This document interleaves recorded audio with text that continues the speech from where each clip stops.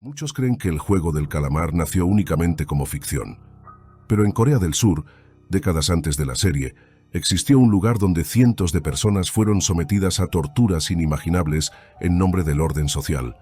No competían por dinero, competían por sobrevivir. Lo que ocurrió allí fue tan brutal que dejó 657 muertos confirmados y un legado de horror. La historia de Brothers Home no pertenece a la imaginación de un guionista, sino a los archivos oscuros de Corea del Sur. Fue un centro de reclusión que funcionó durante años bajo el disfraz de institución de bienestar social. Pero en la práctica se convirtió en un campo de concentración en pleno corazón de Busan. Un infierno escondido a plena luz del día. Tras la Guerra de Corea, el país se levantaba de entre las ruinas. La industrialización acelerada de los años 60 transformó ciudades enteras, pero también multiplicó la miseria. Millones de campesinos llegaron a Seúl y Busan buscando un futuro que nunca hallaron. Las calles se llenaron de vendedores ambulantes, de niños huérfanos, de vagabundos que dormían bajo puentes. A ojos del gobierno militar, todo esto era una vergüenza que debía desaparecer. En 1961, el general Park Chung-hee tomó el poder tras un golpe de Estado y lanzó una campaña para limpiar las calles. Creó leyes ambiguas que permitían detener a cualquiera considerado un vago. La definición era tan amplia que cabía casi cualquiera, desde un mendigo real hasta un oficinista que se había quedado dormido en un banco, pasando por niños que esperaban el autobús o discapacitados abandonados. Bajo este pretexto, entre 1962 y 1974 más de 250.000 personas fueron arrancadas de las calles, de sus casas, de sus rutinas más simples, y enviadas a los llamados centros de reeducación. El discurso oficial hablaba de ofrecerles disciplina, techo y formación laboral, pero la verdad era mucho más siniestra. Allí no había futuro ni oportunidades, solo trabajos forzados que exprimían hasta el último aliento, palizas que dejaban huesos rotos y cuerpos ensangrentados, y hambre constante que corroía desde dentro. Estos lugares no eran refugios, eran jaulas donde la dignidad era devorada lentamente, y cada día sobrevivido parecía un milagro. En este contexto nació Brothers Home. Fundado en 1960 como orfanato, pronto se transformó en el mayor de todos los centros. En 1975 quedó bajo el mando de Park In-jung, un exmilitar y supuesto filántropo cristiano. El Estado lo celebraba como benefactor porque mantenía las calles limpias a bajo costo. Le entregaban apenas $14.000 anuales en subsidios, pero con esa cantidad construyó iglesias, fábricas, laboratorios y granjas. ¿Cómo lo logró? Con esclavos. Miles de esclavos. Brothers Home llegó a albergar hasta 3.000 internos, pese a que solo tenía capacidad para 500. Las condiciones eran monstruosas. En habitaciones diminutas dormían 90 personas apiladas, compartiendo colchones infestados de insectos. La comida era siempre la misma: pescado podrido y arroz vencido. Enfermedades como tuberculosis, disentería y sarna se propagaban sin control. No había privacidad ni atención médica adecuada, y el abuso sexual contra mujeres y niños era constante. Cada recién llegado era rapado, desnudado y humillado públicamente. Se le asignaba un número que borraba su identidad. Los guardias eran pocos, apenas 10, en su mayoría familiares del director. Para controlar a miles de personas, Park In-jung ideó un sistema perverso: otorgar poder a algunos prisioneros llamados jefes de pelotón. Eran internos que, con palos del tamaño de bates de béisbol, mantenían a raya a sus compañeros a cambio de privilegios mínimos. Se convertían en verdugos de su propia gente. Las palizas eran parte del aire que se respiraba en Brothers Home, un ritual de disciplina teñido de sadismo. Quien se atrevía a cuestionar era envuelto en mantas y golpeado hasta que su cuerpo dejaba de responder, reducido a un saco de huesos inerte. Los que intentaban huir eran capturados y castigados frente a todos, obligados a convertirse en ejemplo del terror.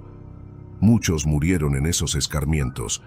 A algunos los enterraban en fosas improvisadas dentro del recinto, mientras que otros eran entregados en secreto a hospitales cercanos, donde se usaban sus cuerpos para experimentos médicos. Nadie regresaba. Solo quedaba el miedo. La crueldad no se limitaba al castigo físico.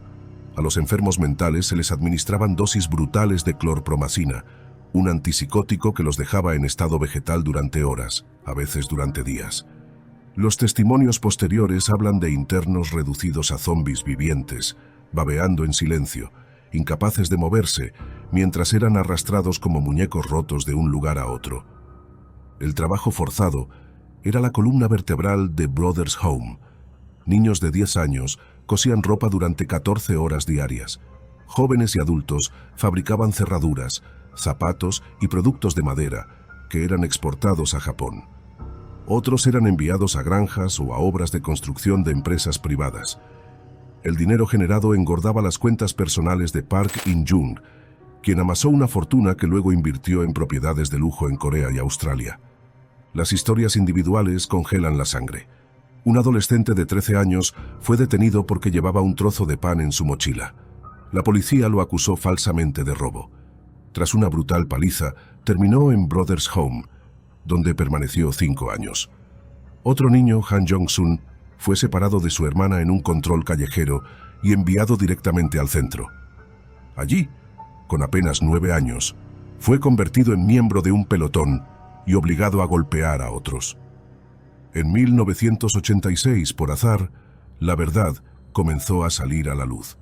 Un fiscal llamado Kim Jong-won descubrió a un grupo de internos trabajando en condiciones de esclavitud en una construcción. Sospechó y organizó una redada con 100 agentes de policía. Lo que encontró dentro de Brothers Home fue indescriptible. Talleres repletos de prisioneros desnutridos, dormitorios saturados de cuerpos famélicos, pacientes medicados hasta la inconsciencia. En la oficina del director hallaron una caja fuerte con más de $10 millones en efectivo y bonos. El escándalo parecía imparable. Park In-jung fue arrestado y acusado de malversación, abuso y homicidio. Sin embargo, el peso de la política intervino. Aunque en un inicio fue condenado a 10 años, las apelaciones redujeron la pena a apenas 2 años y medio. En 1989 salió libre, protegido por conexiones y silencios. Nunca respondió por los crímenes de tortura ni por los cientos de muertes. Los registros oficiales hablan de 657 fallecidos en Brothers Home, pero los sobrevivientes aseguran que fueron muchos más. Algunos cuerpos jamás aparecieron, otros fueron incinerados en secreto, y muchos quedaron en fosas comunes improvisadas dentro del terreno. La cifra real probablemente supera los 1000. El horror, sin embargo, no terminó con la liberación de los sobrevivientes. Muchos quedaron con traumas irreparables. Pesadillas constantes, intentos de suicidio, adicciones. Varios terminaron quitándose la vida en los años siguientes, incapaces de procesar lo que vivieron. Otros, en cambio, pasaron décadas luchando por justicia. En 2012, cuando los medios internacionales retomaron la historia, las voces de las víctimas comenzaron a escucharse con fuerza. Hablaron de palizas, de hambre, de violaciones. Denunciaron cómo el gobierno se benefició de su dolor, explotando su trabajo como si fueran desechos útiles. En 2020, tras protestas y una huelga de hambre, el fiscal general de Corea del Sur ofreció disculpas oficiales. Se prometieron compensaciones económicas, pero la mayoría llegaron tarde. Park In-jung había muerto en 2016, en la comodidad de sus propiedades en Australia, sin haber mostrado jamás un ápice de arrepentimiento. Lo más escalofriante de Brothers Home no es solo su existencia, sino lo que simboliza: que un Estado moderno pudo crear un infierno con apariencia de refugio, que una iglesia construida dentro servía como fachada espiritual de un campo de exterminio, que cientos de vidas pudieron ser devoradas en silencio, mientras el resto de la sociedad seguía adelante, indiferente. El juego del calamar real no tenía juegos, ni caramelos, ni premios millonarios. Era peor. Era un escenario donde la única meta era sobrevivir un día más en un sistema diseñado para triturar cuerpos y borrar almas. 657 muertos confirmados. Miles de vidas quebradas. Un recuerdo imborrable de lo que ocurre cuando la crueldad humana se institucionaliza y el silencio se convierte en cómplice. Brothers Home no fue un rumor ni una metáfora. Fue un infierno real donde cientos murieron y miles fueron reducidos a sombras. El juego del calamar de la vida real existió, y sus 657 víctimas aún gritan desde la memoria colectiva. La pregunta es, ¿podría volver a repetirse? Si este relato te heló la sangre, imagina lo que viene después. Suscríbete para seguir explorando los rincones más oscuros del misterio. Activa la campanita para que te notifiquen antes de que sea demasiado tarde. Dale like y comparte este video con alguien que crea estar a salvo, porque nos veremos en el próximo video, si es que sobreviven.